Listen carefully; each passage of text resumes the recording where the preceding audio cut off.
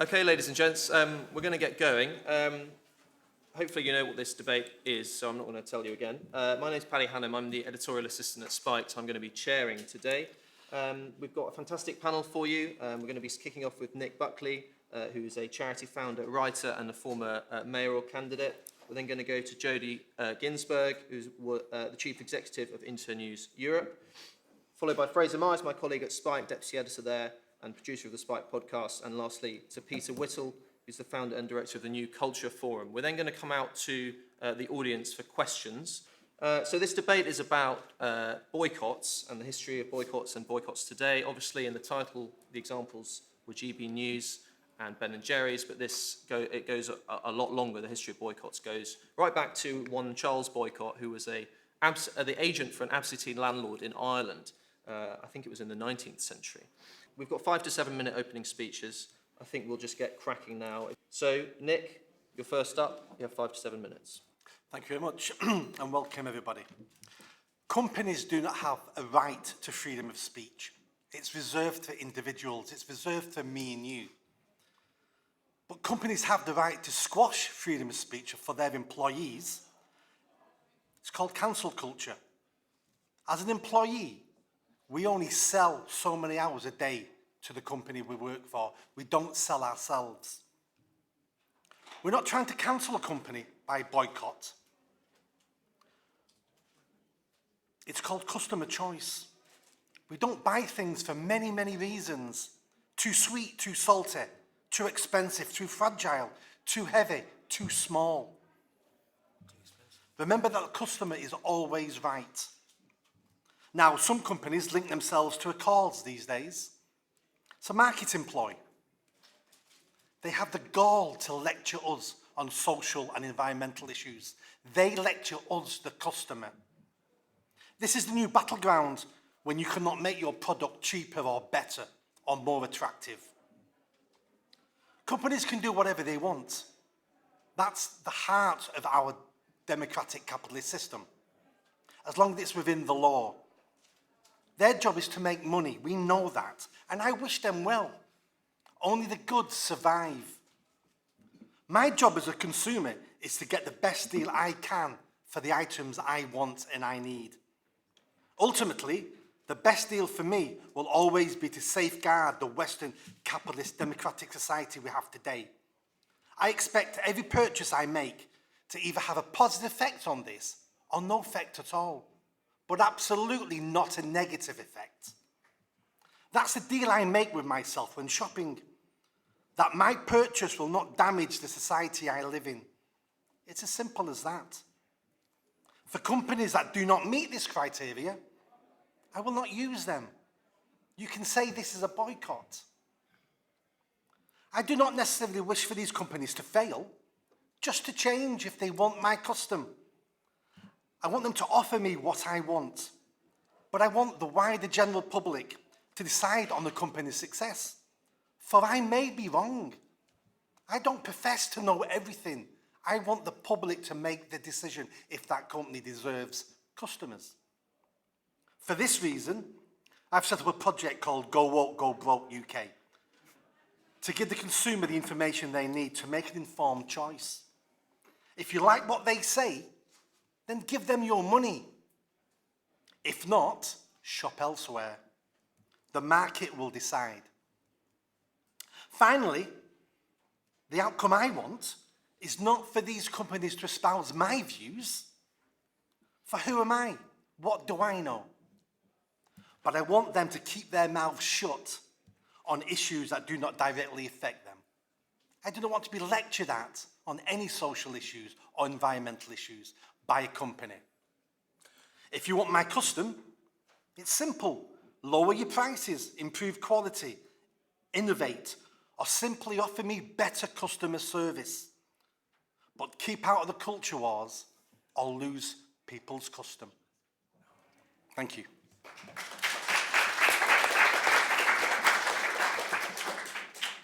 Thank you, Nick. And next we're going to have Jodie. I think boycotts, along actually with the topic of hate speech, is one of the toughest conundrums for those of us who claim to be advocates and believers in free speech. is calling for a boycott an exercise of freedom of expression? Or is it, in its very act, a quashing of freedom of expression? And I think the fact that we find these subjects difficult is reflected in an article I was reading recently on the cultural and sporting boycott of South Africa. So in a piece for Index on Censorship, my previous employer, a number of writers, Andre Brink, Nadine Gordimer, among others, were asked for their opinion on the boycott of South Africa. And the answers were very far from unanimous. There was a great division about whether a boycott of South African writers, a boycott of going to the country, was a good or a bad thing for ultimately achieving the aim that all agreed with, which was an end to apartheid. So as I was thinking about this yesterday, I would love to have been able to write a speech that gave you a definitive answer. We love definitive answers. But what I want to do rather is walk you through some thought experiments that I think help us think about whether boycotts are inherently a good or bad thing. And by the way, I think the answer of whether they are free expression or cross-free expression is both. So a couple of ways I think that we can think about whether a boycott is a good thing or a bad thing is how far does your action, your calling for a boycott, your boycott, infringe the ability of others to freely express themselves? And I want to take the example of Exhibit B. You may remember in 2014 there was a show that was put on in a number of places, including the Barbican, that was a sort of representation of the human zoos that existed in the 19th century. And there was a large call to boycott this performance because it was considered to be racist. Now, as a free speech advocate, I would say individuals had every right to express their disapproval of this performance, although I would suggest that perhaps people ought to see these things or read these things before they decide. But I think if we believe in free speech, we believe that people have the right to express their distaste, to say, we don't think it should be put on. What I don't think is right is when that tips over into the prevention of other people to make that judgment for themselves. So in the example of Exhibit B, for example, we didn't have people just calling for a boycott, we had people picketing outside the venue and intimidating the actors and those going to see it to the point where the police advised the Barbican to pull the show, and the Barbican did. In that case, the call for a boycott tipped into an infringement of individuals' right not only to see the show, but also those actors within it who wanted to express themselves. So I think when we're thinking about boycotts, we really need to think about whether my free expression is moving into a situation in which it infringes your ability to express yourself freely, to see a production, to watch a TV show. The second thing I think we really need to think about, and is often not in consideration when people engage in boycotts, is collateral damage. And here I'd give you the example of a hip-hop show called The City that several years ago Edinburgh Festival wanted to bring. It's an Israeli-backed show, but it featured both Jewish and Arab performers from the city of Jerusalem. In the end, again, the call for a boycott was successful because the individuals were so intimidated by the protesters outside the shows that the organizers decided to pull the show. So in that case, a boycott of Israel and Israeli money and Israeli-backed shows that is meant to show disapproval for Israel's treatment of Palestine actually ended up infringing the free expression not just of Jews from Jerusalem, but also Arabs from Jerusalem. So I think when we think about boycotts, we need to also think about what collateral damage might be visited upon those whose expression you're curtailing.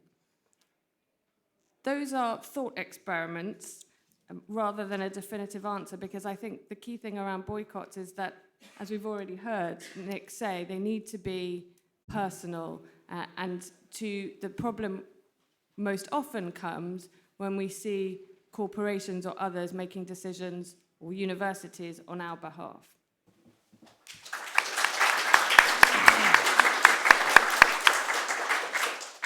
Thanks, Jodie. And next up is Fraser. 8 retweets and 17 likes. 8 retweets and 17 likes of a screenshot showing a major energy company advertising a product next to an article that was criticizing Greta Thunberg. That's all it took for Octopus Energy to threaten to pull its advertising from the Express and put it on an advertising blacklist. Even more worrying, those 8 retweets and 17 likes, a lot less people that are in this room engaging in that particular social media post, after Octopus's intervention, led to the Express removing several articles from the internet. They also spurred the editor of the Express to issue a grovelling apology in which he committed his paper to pursuing a green agenda and on commenting positively on the environmental campaigning in the future.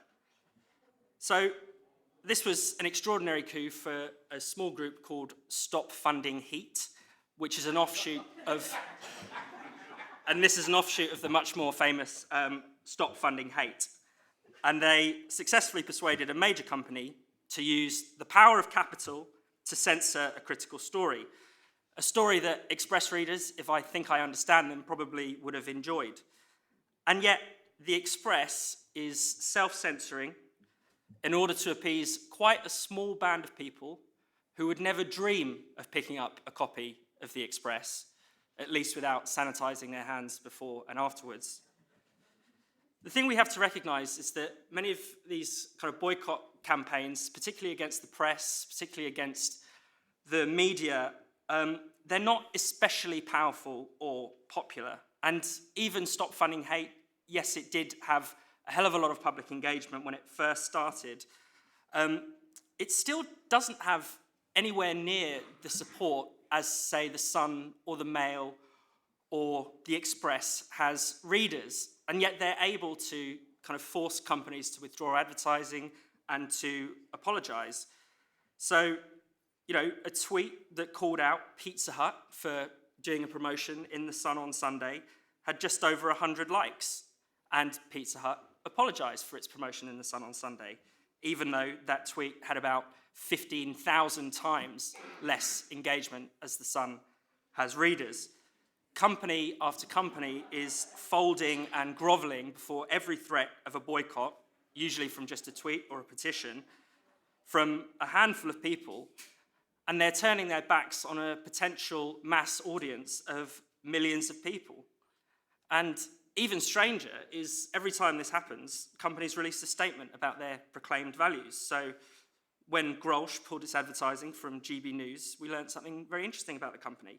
So while we know that it manufactures beer by day, by night, Grolsch is a brand that prides itself on its core values of inclusion and openness to all people. Of course, none of these companies really care all that much about politics or inclusion or the environment. I mean, what's really driving much of this caving in is cowardice. PR departments mistake a handful of rash tweets for genuine, widespread public anger. And they can't bear to have their company associated with something that might be seen as hateful. They can't bear to have their company not measure up to what value it is we're supposed to be holding today. And they believe that the best way to guard their reputations is to pretty much cave in after the first accusation. And the dire result of this is that the power of corporations ends up being used to essentially enforce conformism, to tame the wily tabloid press, to urge talk shows to tone down their criticism of certain targets. And it's institutional cowardice that gives campaigns for censorship this opening, rather than any power of the consumer or voice of the people. And if anything, these campaigns for censorship are against the people, against the mass of newspaper readers who apparently need certain words to be taken out or certain views to be censored to stop them from exploding into a ball of rage and hatred, to stop them from becoming the transphobes and racists and climate deniers that we know they all secretly are under the surface. As with all campaigns of censorship, the target is always seems to be the content. It's hateful, it's offensive, it's inaccurate. But underlying all of that is always a prejudice about the readers. If I, a good person, read this nasty story, I can write an angry tweet or a letter in protest, But if they read it, it will fuel their bigotry that we know is seething inside them. So we don't have to like the Sun, the Mail, or the Express, or whatever they have to say, to see what is really going on with these campaigns to boycott them.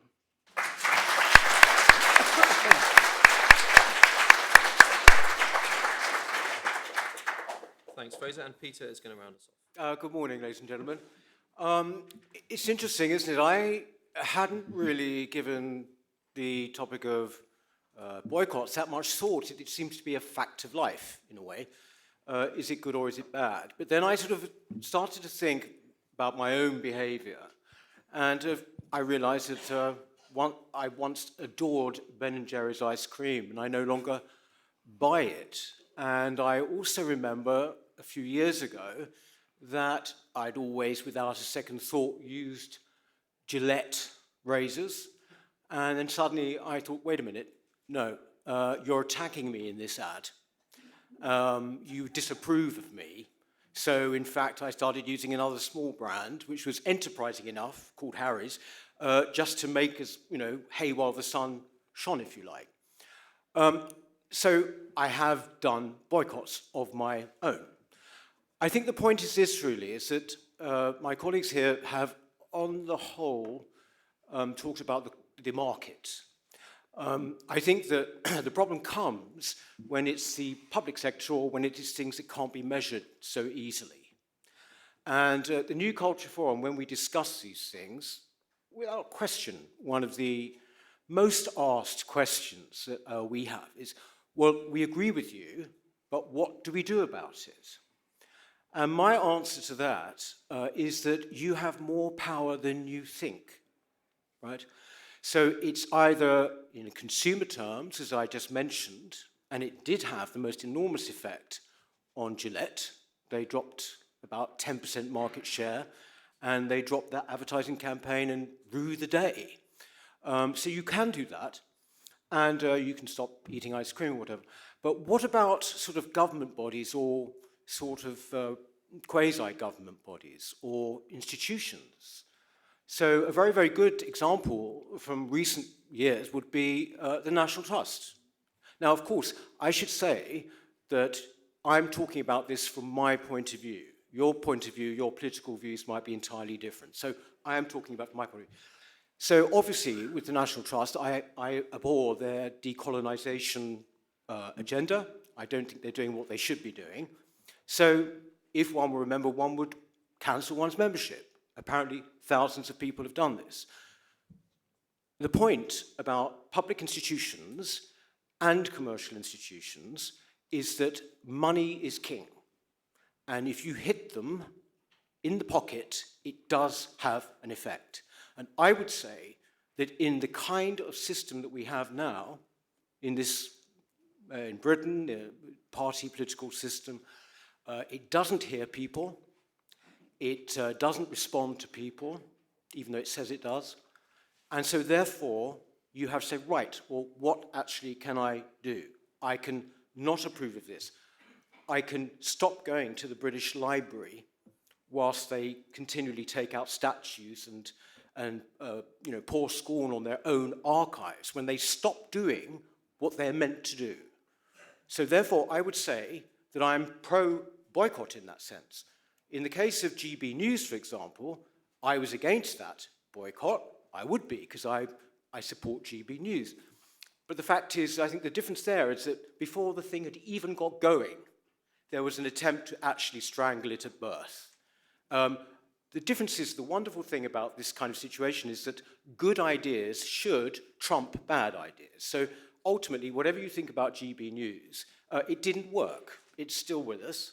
And what that really means is that the idea was a better one than the boycotting idea. Finally, just look around you and see, and just think about your own life and your own hinterland and the things, in fact, that you enjoy that you no longer do. I've got a whole long list, and it wasn't sort of something that was conscious. But, for example, I no longer watch the Oscars simply because I don't want to hear the endless pontificating and politics. This is happening as well with sporting events. Same thing is happening all over. People, like Oscars, for example, used to get about 50 million viewers. Last time around, it got 9. I would say that that is a boycott. It's just not organized as such, but people showing their power in that situation has had and will have an effect. It just means that maybe you might lose some things along the way. But the fact is that these industries will end up killing themselves anyway if they carry on using the inappropriate platform. But I do think that there is a kind of democracy about things such as boycotts. And I think that we do it, all of us, much more than we actually think we do. But I think that we should now enter a golden age of boycotting. Thank you.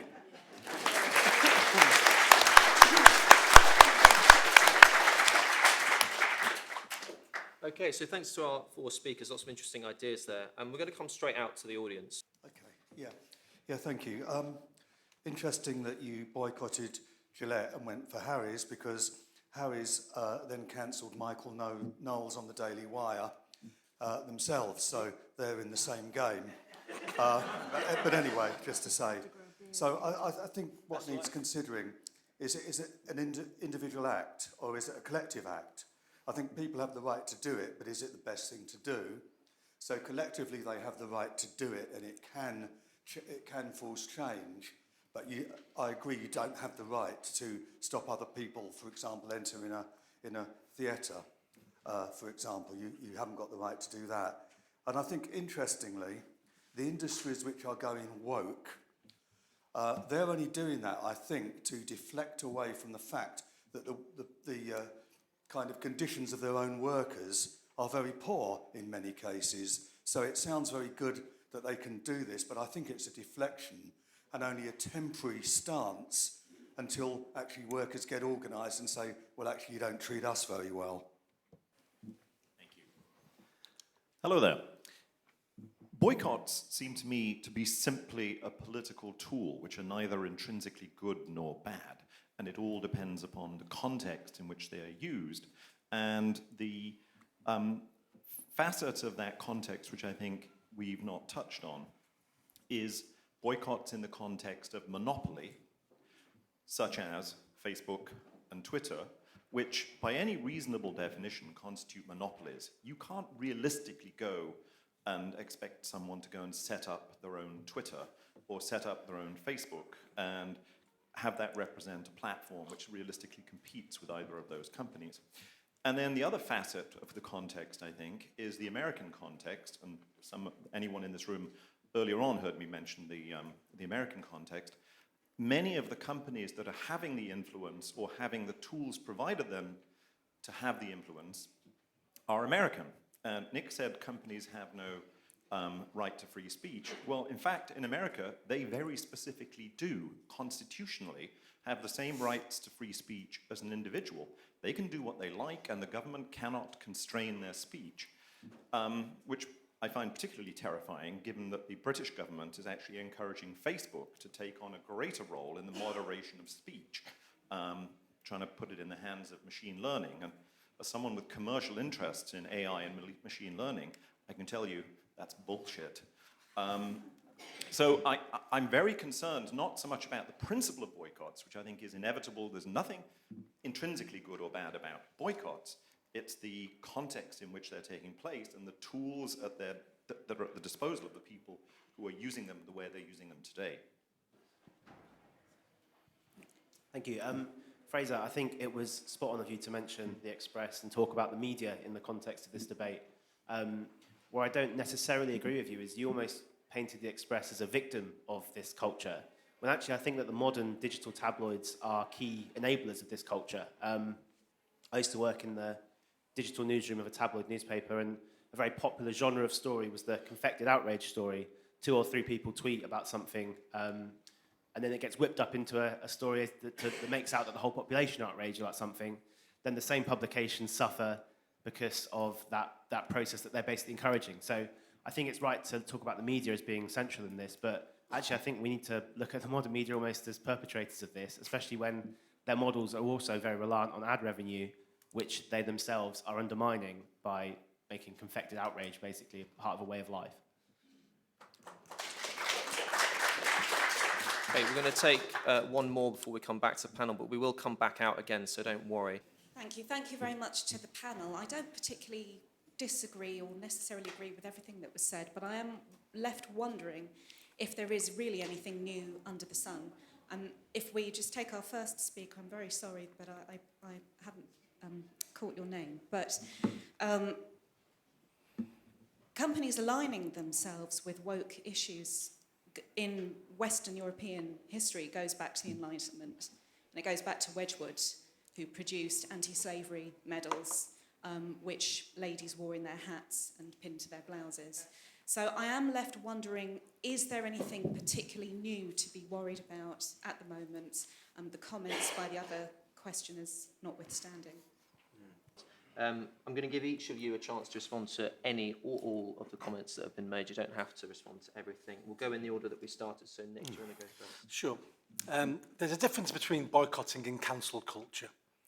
So for me, boycotting is a personal choice. Like I said before, too sweet, too salty, too expensive, too heavy. We make these choices all the time. And if you've got a company who is actively pushing their views and their virtue, well, you can make a choice on that as well. Cancel culture is something slightly different, and that's when someone's organised and you cannot get into the theatre to watch that show. When they're stood outside the supermarket and you cannot get in to buy the product you want. So for me, they're two slightly different points. The American point, freedom of speech with companies, obviously I'm only speaking in a British sense. I had no idea about American law, but it's very interesting. I didn't know that was the case. I think that's it for me. Absolutely, there's nothing particularly new in companies literally nailing their colours to the mast. What I think is new, and perhaps links together this question of boycotts and that dreadful term cancel culture, which I hate, is the speed and reach question, right? So never before have we been able to reach so many people in so many places at the touch of a button. That is new. If you think about it, Facebook isn't even 20 years old, right?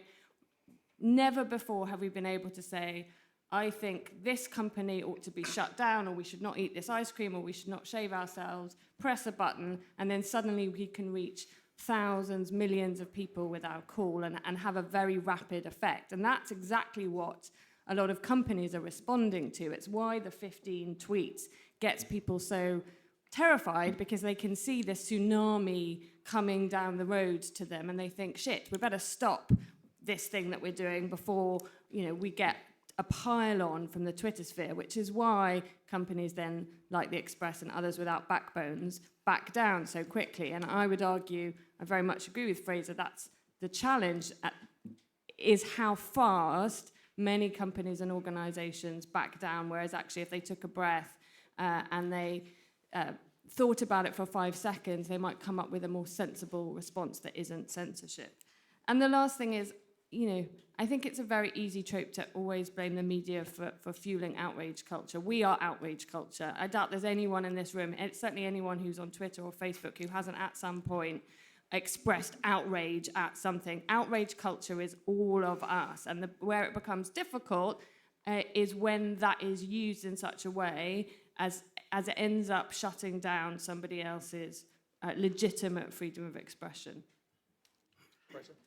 I think the gentleman at the front of the audience had it right, actually. It's obviously the content of the boycott, the aim of the boycott that is key here. I don't think there's a principled answer whether boycotts are good or bad. And it's actually quite interesting to think about, some of the famous boycotts around South Africa, whether you agree they're successful or not. The difference between that and boycotting a newspaper because you don't like, Rod Liddell or something, or a campaign against Dan Wootton's show on GB News. The difference in the kind of political content is extraordinary. And we seem to have this kind of politicisation of everyday life where, your choice of trainers, your choice of veg is you have to scrutinise for what it says about you as a person, for what political values you're endorsing, whereas actual real big P politics is completely missing from public debate. Things that are really important, things that have a material effect on people's lives are hardly discussed at all. So there's something very strange going on there. And I also agree about the point about the media. You know, the media is a dual-edged sword in many ways. The media sometimes leads the campaigns to get people cancelled. Social media as well. Social media has been this fantastic tool for the liberation of speech in many ways, and yet on the other hand, you know, if you're kicked off it, your ability to participate in the public square is completely over to a certain extent. And social media has obviously become a platform for other people to organise to get people sacked and to, you know, to censor their speech. So it is, of course, more complicated. My point wasn't to say, oh, poor the Express, but to point out the kind of the censorious bent of many of today's modern boycotts that don't, you know, they're not going to really improve our lives very much if someone pulls their advertising out of the sun, but they will contribute to a climate of censorship and a climate in which, you know, people feel that they cannot express themselves in the most forthright way possible.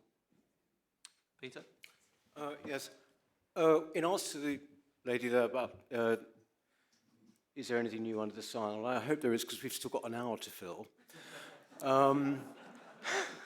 No, look, I think the half an hour. The I'm being frivolous, but look, this is a very, very important issue. But I think we can't be confused about we can't confuse cancel culture with boycotts.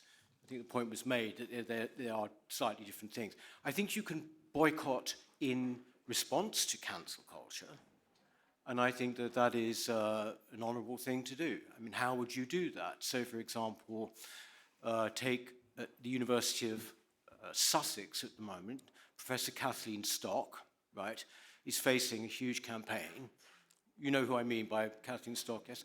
To get her fired, basically. Now, okay, it's outrageous, but then, well, you could say, well, what should people outside do? Well, stop applying to University of Sussex. This sounds maybe rather airy-fairy, but actually, once this sort of thing happens, just like viewing figures, it has an effect. It has an effect. That is a response, a boycott response to cancel culture. I think there's a broader point as well when it comes to, say, for example, free speech. People will always say they don't want to boycott free speech or whatever. They're usually actually talking about cancel culture anyway. What worries me slightly is that younger people, by that I mean like 20s and 30s, what I find, you know, in my life and my experience, anecdotally, is that there's not even any more the pretense to believe in free speech. That's something quite new. It used to always be, when you had debates like this, that people would say, you know, I believe in free speech, and the other person would say, I believe in free speech, but, you know, etc. But you could at least engage. Whereas I think now there are a lot of people who actually do not believe in the actual idea of free speech. They believe in safety instead. And I think that, you know, they think it is expendable. That's a terrible road we're going down, but we are going down it. I'll just finish with one remark, basically, which is that we do all have these choices, and whether we like it or not, life is politicized. So we have to respond on that basis, I would say. Everything is politicized, so we have to respond on that basis. Thank you. Yeah, I just wanted to ask Jodie, really, why, what the problem is with the concept of cancel culture, because while some of us might be sort of reluctant to go along with catchphrases like woke or cancel culture, at the same time, these phrases catch on for a reason, because they capture something. And the thing for me about the term cancel culture is it does actually capture this idea of the application of the boycott technique to individuals, and to try to push that individual and their ideas outside of the public square. And I think you can see that in politics, you can see that in all areas of public life, whether that's an academic making a joke at a conference, which is then goes viral on social media, for example. That person is properly excluded from public life, including their own university and the kind of merits of their career as they've the thing they've established up until that point. And I think it goes all the way down, and this is why I think it's really, really important that a lead has to be set from those people who are in the political domain and the public domain, because this is going all the way down now to children. So my son is 17, and he regularly tells me about, amongst the kind of friendship networks of teenagers, they are cancelling each other. And they're kind of provoking an outrage. For example, an example he gave me yesterday was that at a local school, 2 teenagers had been elected to be head boy and head girl, or something like that. And immediately a campaign started against both of them, accusing one of transphobia and the other of racism. And this kind of took hold on social media amongst the young people. And that life becomes intolerable for those 2 individuals who are targeted in that kind of way. And I think those habits are learned, and they're taught, and they're not resisted by adult society, by institutions. And so that's why I think cancel culture does capture something. It's this kind of sense of no boundaries around the public domain, which protects the individual so that they can enter into the public domain and express their opinions in a safe kind of way. I think there is something about this fear of the audience, the fear of the mob. And my research and everything that I speak about is about class. And so when you're working class in this country, you're very aware that there is a fear around you as a mob. And I think a lot of where we're going at the moment is there are groups of people that, elites or people with knowledge or people that we think are have got some sort of expertise. They're afraid of their views. And I think since Brexit, they've become quite terrified, actually. So I think we also have to talk about that relationship to power, who we're afraid of, and then what gets censored. Hi. My background is in the media, and I've worked in the media all of my adult life. And what's happening here, in my opinion, there's 2 aspects to this debate. There's the boycott side, but then more importantly, what's happening to the broadcast media. So when I joined the broadcast media, I was working in local radio. Back in the 90s, I was doing a news and current affairs show, and we had someone who was selling fireworks who rang up and said they wanted to cancel their advertising because we'd said on the show that I presented that fireworks should be banned or something daft like that. And at the time, what happened is the boss of the radio station laughed and said, well, keep your 500 quid, whatever it costs to advertise, and get lost. Now, that's not happening now, and that kind of thing probably wouldn't happen in a commercial radio station nowadays. Probably what would happen is everyone would get upset, worried, confused. We're witnessing the death of the broadcast media. There are laws about this kind of thing. You can't have companies, commercial companies, dictating content because they advertise on your platform. It's illegal. I mean, the activities of Stop Funding Hate are literally beyond contempt, in my opinion. So what they're trying to do is assert corporate dominance. And that's the point, that's the principle that's being debated here. The point as to whether or not we'll be an inclusive society is kind of irrelevant. Thank you. We should think about why companies cave in. Fraser talked, for example, about the cowardice of a lot of these companies. I think it's very interesting to think, why do companies when there's a boycott sort of campaign going on or people are being pressured to do something, why do they give in? Because it does seem that in many cases, most of their customers probably don't care or even might be opposed to the boycott. So that's something to think about, is what is it that's driving these people to give in? My question's directed at all of you. We've all heard the expression, go woke, go broke. So it seems to me that this situation as it is, it's not going to last. So my question is, how long do you think it will? Can I just raise political voting? I'm a believer that when we look at media, it doesn't matter who that media is, TV media specifically, we're often hear the phrases, those that are in power and those in opposition, but we often don't hear some of the smaller parties or individuals, independents, who have an opinion. It's very subtle. Do you know, for example, that the government recently, Westminster, voted through the elections bill, and it's only a small thing perhaps, but while we all sat one evening having tea, they voted through changes to some elections. So, for example, elections for the combined authorities mayor was changed from first preference to first past the post. It's very subtle, it doesn't make much difference, but perhaps it does in some cases. What I'm saying is, and I think the two parties are trying to wrap it up, boycotting our opinion, boycotting our sort of means of voting, or perhaps blocking change where we could, as voters, instigate or take part in a different voting system that would result in change and other voices of perhaps sanity being heard. My question was just, I wondered what the panel's opinion on forgiveness was. So Peter mentioned, for example, that Gillette apologised, gave up their ad campaign, and so forth. You know, is that the point at which Peter Whittle goes back to using Gillette razors, or not? Because the situation in my mind when I think of Coca-Cola, for example, when they were promoting critical race theory to their employees, is I don't know if they've apologised, but I don't think it matters fundamentally, because I don't trust them not to do it again. So I just wondered what your opinion is on when you forgive the company or organisation. Thank you. Thanks. Okay, we're going to bring it back to the panel.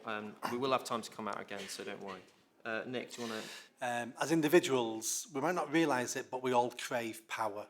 We all crave dominance, and we'll use different things at different times in our lives and situations to get that. And children do the same. And children pick up what adults do. Children repeat what they see. We've got an epidemic in this country, and it's not COVID, it's cowardice. Everybody's afraid.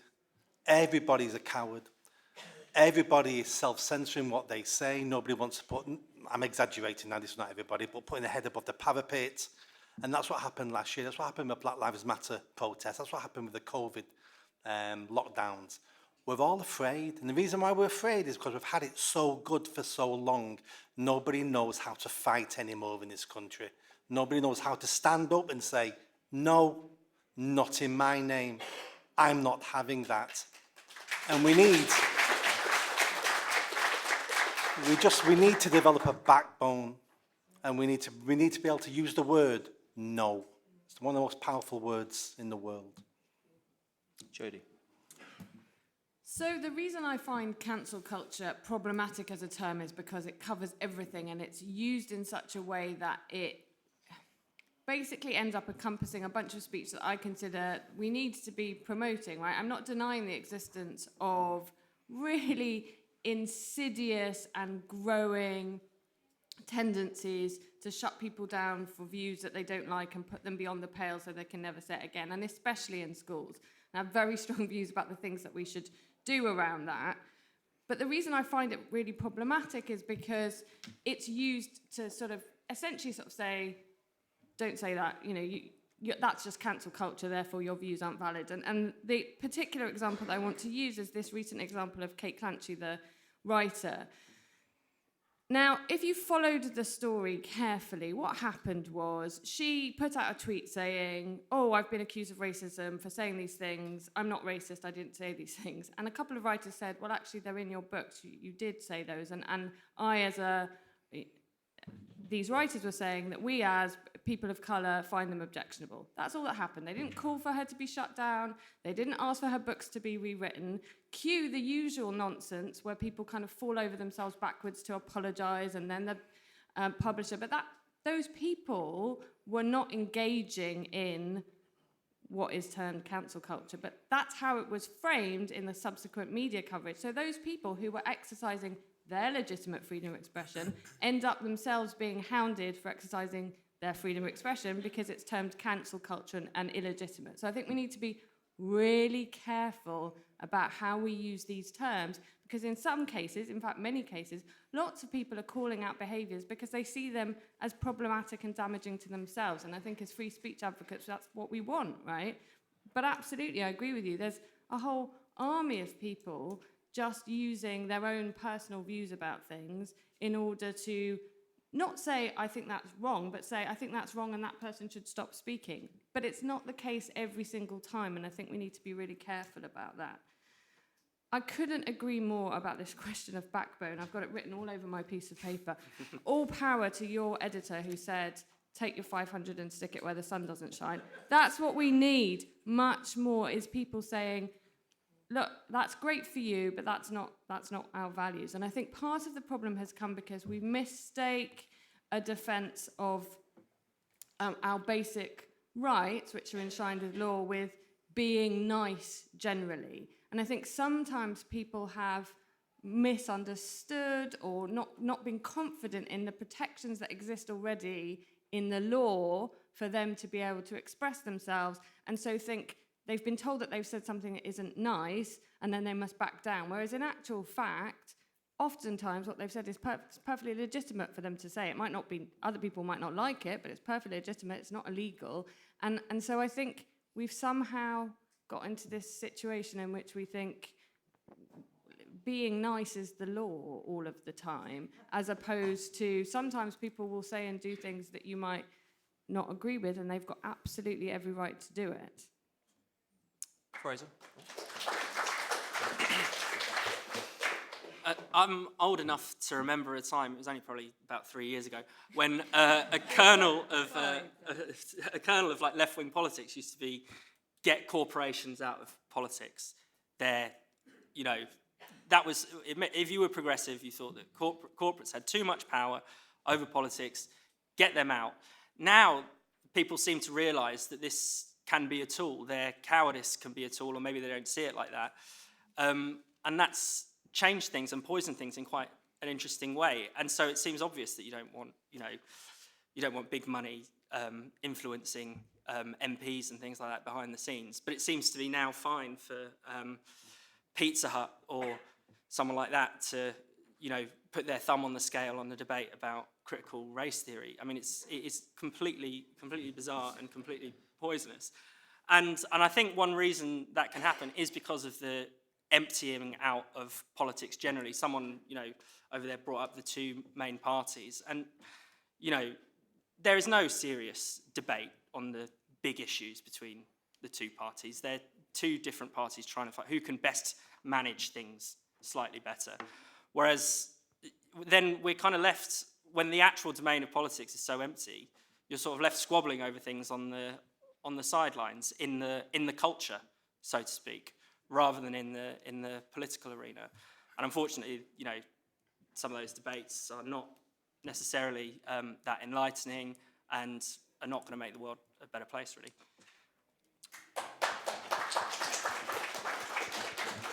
Peter? Yes.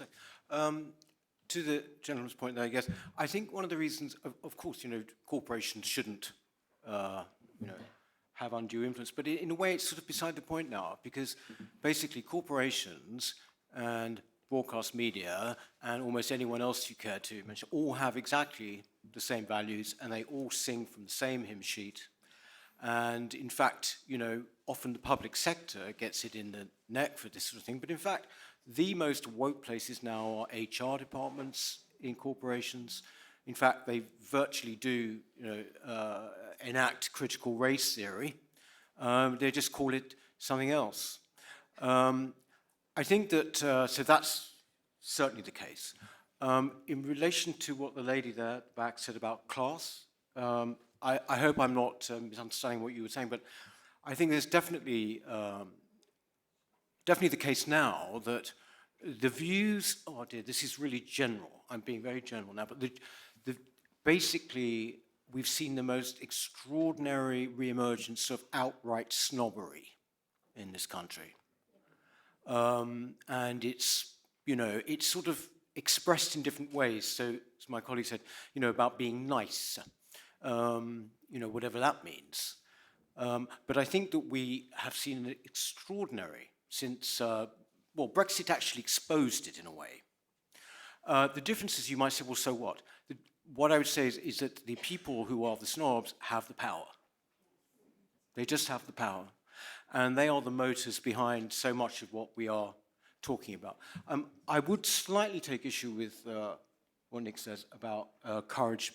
I think for many people, it is an absolutely realistic reaction to a situation in which they are really going to be wiped out. I mean, you know, we all like to think we have courage, and obviously Nick had huge courage in what he faced. But the fact is, you know, you're talking about your livelihood, you're talking, more and more people are going to work into their, you hear this anecdotally friends and family. And they will do this. They will take part, or they, in one case I'm thinking of now, actually have to give something on, unconscious bias training. They fundamentally disagree with the basis of this, but they would lose their job, right? And so these are the if you like, the unspoken victims of this. We hear a lot about artists and all the rest of it, but I'm talking about people in the workplace. In reply to the gentleman here, sorry, I can't quite, were you saying, when did I stop using Gillette? When would you forgive Gillette? When would I forgive them? I don't really care. I mean, look, these people, it's money. It's profit. I have no loyalty. I think they've, any corporation which sort of somehow or other tries to co-opt me into their views, I will absolutely have no part of. So I think that the Overton window is getting smaller and smaller. Just on that issue of forgiveness, Jodie, you wanted to add something? Yeah, well, I just wanted to say something about forgiveness as performance, actually, because one of the things I've noticed recently around this question of boycott and then the reaction that companies or organisations have is this sort of performative request that we forgive them, and I find that really confusing, and I also find it pretty irritating, right? As if saying sorry persistently is enough, and I think a number of people have made up this point. A lot of this kind of performative response is to show outwardly that you are doing good things, but actually very few then actually demonstrate what they're doing internally to make change. So they might say, we're supportive of these communities, or we're very concerned about the environment, but actually what's going on internally is going to make absolutely no difference. So I actually think whether we forgive them or not, I agree with Peter, is irrelevant. But I do think we have to stop seeing performative requests for forgiveness as a substitute for actually taking action. Okay, this is our last round of questions, so if you've got a point, do stick your hand up. And we've got 20 minutes, so do keep them brief. Hi, my question is directed towards Peter. You wanted to make a difference between, you wanted to differentiate between cancel culture and boycotts, and you said that boycott is something that everybody does and everybody should be able to do. Yeah. So my comment is that the effects of both are more or less the same. So basically, when somebody, for example, is disturbed by the fact that Catherine Stock is facing those allegations or might be fired, they're not really concerned about Catherine Stock's livelihood. They don't know Catherine Stock. They're basically concerned how it will affect the interactions that people will have and the discussion that people will have about those topics. So when boycotting a product, like for example Ben & Jerry's on their stance of Israel and Palestine, that's basically the concern about that, the same effect. Somebody who boycotts basically tries to say that companies shouldn't be able to have a stance about this particular issue. So the effect of both are the same. So basically my question is, why do you differentiate boycotts and cancel culture? Yeah, hello. Hello, Peter. I know Peter from UKIP days, I should say. We've had a very nice conversation, very genteel, but the reality is, of course, we're facing something visceral and mightily unpleasant, an attempt to destroy the basic culture of freedom of speech and democracy. Nick, what you said about having to have the courage to stand against that is perfectly true. Peter, you mentioned Kathleen Stock. What people here might not know is she was meant to be here this morning in the session, the first session this morning, and she didn't come because she felt frightened, she felt intimidated. That's the reality of what we're facing. And yet there was a fellow over there from Sussex University who spouting off on the trans debate and spouting the complete trans line. Men can say they're women, and they are women. No one harmed a hair on his head. But if one of us had gone to Sussex University to a meeting promoting trans ideology and had gone up and said, look, this is rubbish, men cannot become women, that might not have been the case. So let's remember that what we're facing is something ugly and violent. And unless we stand against it and say no and take action, then even events like this might one day not be possible.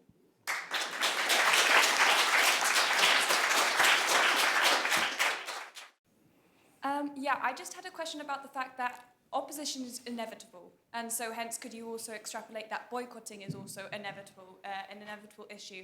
It's a question of when does it actually change into being, it can change into being censorship. So for example, if a particular issue or a boycott is scrutinised by a wider media or by a particular group of group of people, that becomes an issue of as you were saying before, cancel culture. It's when that boycott becomes mainstream and you create a moral panic from that, is that when the issue occurs and it becomes censorship. When does a boycott actually become an issue, I think is the point. Is there a turning point when a boycott is still considered okay? Because as we already know, everyone boycotts, everyone has their own boycotts. So, for example, I might boycott, I might not eat meat because I don't agree with that sort of industry, I want to be a vegetarian. But it's when that is scrutinised and that is enforced on another person, would that be, or not enforced on another person, when that is scrutinised or is that placed in the media, is that an issue, or is that still classed as a boycott, or is that then classed as a moral panic instead? I guess. So I just wanted to address quickly Jodie's dislike of the term cancel culture. And I'm not saying this is what you're doing, but if someone were to say that cancel culture either doesn't exist or it's not an appropriate term, I would say that's a form of gaslighting, because I think it's quite clear that there is something historically unprecedented for as long as this country and the West has valued freedom, which is happening now, which is that certain opinions are being silenced because they simply do not coincide with the progressive mainstream. That's a brief point. The second one is on what Fraser said, which is that, as he pointed out, there aren't massive grassroots outcry which is leading to advertisers pulling money from certain companies. I think what's actually happening is that the heads of these companies agree with that progressive worldview anyway, because if you look at universities, the sort of people I went to university with, it's 90% those people who become heads of these companies, and they all have the same political worldview. So isn't the reason why these advertisers are actually caving into pressure is because they agree with it anyway, and what they see when these activists who literally spend their whole time finding things to report to these advertisers, aren't these advertisers seeing an opportunity to do what they want to do anyway? And if that's the case, what on earth can we do if every single powerful corporation has the same worldview and has decided that certain political opinions just simply cannot be expressed? I do actually agree with Peter's point. I think it's a very good one, that the power of the individual is often overlooked, and we actually can have a massive impact. But I would look at how have these activists, these progressive activists, had so much power and made big corporations basically bow down to what they say. It's because they organize themselves. I think it's quite sad that we no longer have common things that we can all agree on as a culture, but I do agree with Peter's pragmatism that it's happened. And I think what people who don't agree with that extreme progressive political worldview is they need to organize together as well, work just as hard as those progressive activists, and that's the way to change things, I believe. Often, when we're talking about boycotts, we are talking about individuals, but we're not just talking about individuals. We also could be talking about governments, for example. We've got a World Cup coming up in Qatar. Should we be there? Should the FA or the government be allowing that? Should they be boycotting it? Sport is often used as a way of, certainly during the Cold War, was a way of, the USSR and America sort of telling each other off by not turning up and by boycotting. So this absolutely is about individuals, but it's also about organisations. Please do, go ahead. Yeah, thank you. I do think it's difficult to overstate the impact of cancel culture. And I would mildly challenge Jodie on her over-apprehensiveness about the misappropriation of cancel culture. I think we know it when we see it, and it's ubiquitous. And as the gentleman there, the ex-UKIPer, has pointed out, it's visceral. So what are those hallmarks, and how does it differ from boycott? Well, it's disproportionate. It's narcissistic. It's virtue signalling. It's power and submission. And many of those who are behind these attacks, they have demands. They want somebody to apologise, to rub their nose in it. Not because they authentically apologise, but because they're submitting. They're not interested in legitimate, genuine apology. It's deeply narcissistic, and it has to be stood up to. And one of the reasons why these companies are caving in is they're risk averse. They're terrified of the consequences of cancel culture, not because they actually stand up for their own values. And we're going to wake up one morning and realize, as the gentleman said, we're not able to have these debates any longer, because that's how bad it's become. We have to stand up to it, and we do need to find the courage to do that. Let's not be spineless. Let's all of us rise up against this that's been happening to Kathleen Stock and others.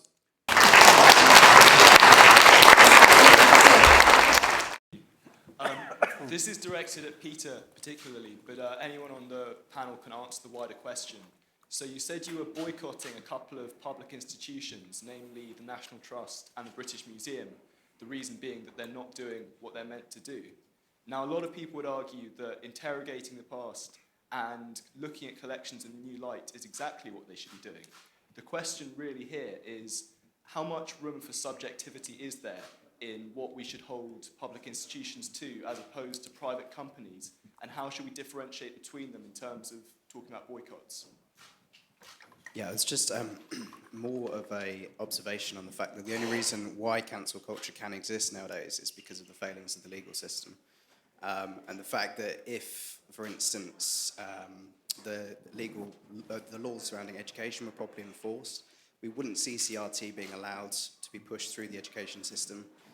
We would see structural reform of institutions like Ofsted, who have essentially overstepped what they are allowed to do within the parameters of mandating what should go into the syllabus. Why aren't these laws being properly enforced, and what can we do about that to make sure that they are? Hiya, thanks.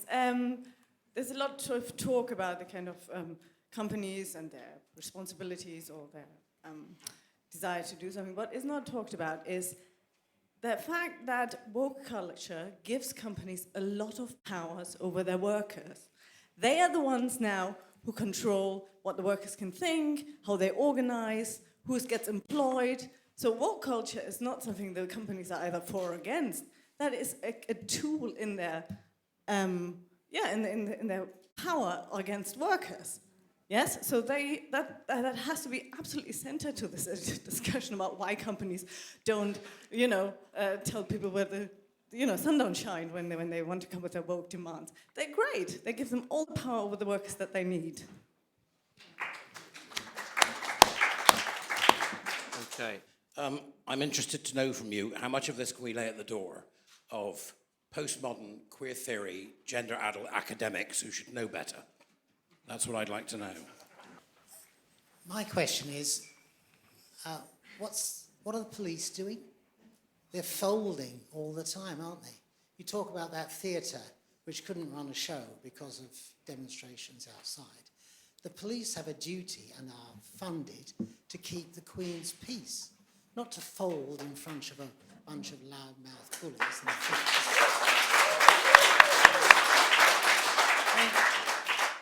They were very busy breaking up family picnics, pursuing country walkers with drones. In my case, stopping a pensioner on the train to ask where he was going. I was going home with my groceries. If they've got the resources for that, why haven't they got the resources and the guts to stand up to threats and thuggishness? I've got 2 quick points. So for me, boycotting is an individual act. So you don't like what a company does, then don't purchase what they're selling. And if it turns out you're wrong, well, that company will do well, and other people will carry on shopping from it, because we may be wrong. That's what's good about our market system. My final point is I have an answer to what it means to be nice. And the answer is, nice is what I tell you it means. And I'll change what nice means at any time I like, and you'll do as you're told. That's what nice means. I won't be described as a nice chair after this session. Jodie, please. Right, so I didn't say cancel culture doesn't exist. What I said is I have a problem with the blanket way the term is used for anyone criticising someone else's expression. And the idea that we know it when we see it, I think the Kate Clancy example shows you that we don't always know it when we see it. The point about the police, I think, is spot on.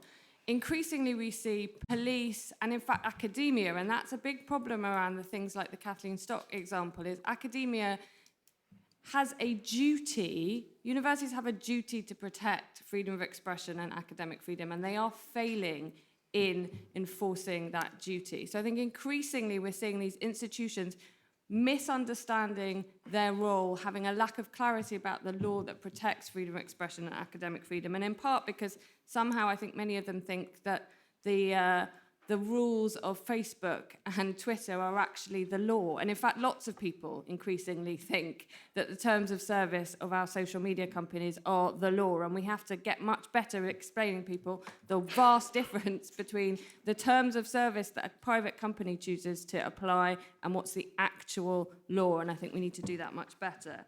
And finally, I think the point that the gentleman made about we should be worried about not being able to have these kinds of debates, absolutely we should be worried. In 2015, after Charlie Hebdo happened, I did debates that had to have security services and police outside the door in order to be able to talk about Islamophobia and the challenges around that. We do not want to get to that state, but increasingly worried that unless we're able to have and defend these kinds of conversations, that's exactly the situation we will find ourselves in. And Fraser. A few people from the floor talked about the problem of woke capitalism and progressive activists, and I think it raises an interesting kind of chicken and egg question. When was it the progressives was it the HR and PR departments that aligned with the progressives, or was it the progressives that aligned with the PR and HR departments? You know, it is a kind of there is this new progressive, quote unquote, progressive politics now that is sort of divorced from the questions of people's everyday lives and is much more interested in telling people what they can think and what they can say.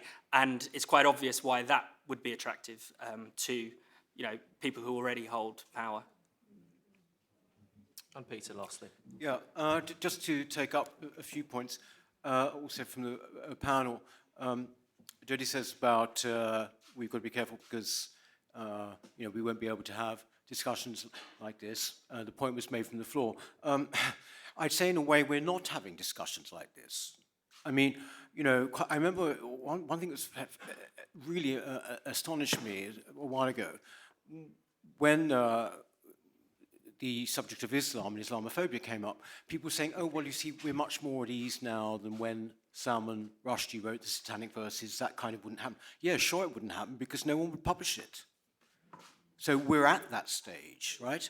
We're at that stage. We are entirely at that stage. So we should stop saying we have got to be careful. We are at it.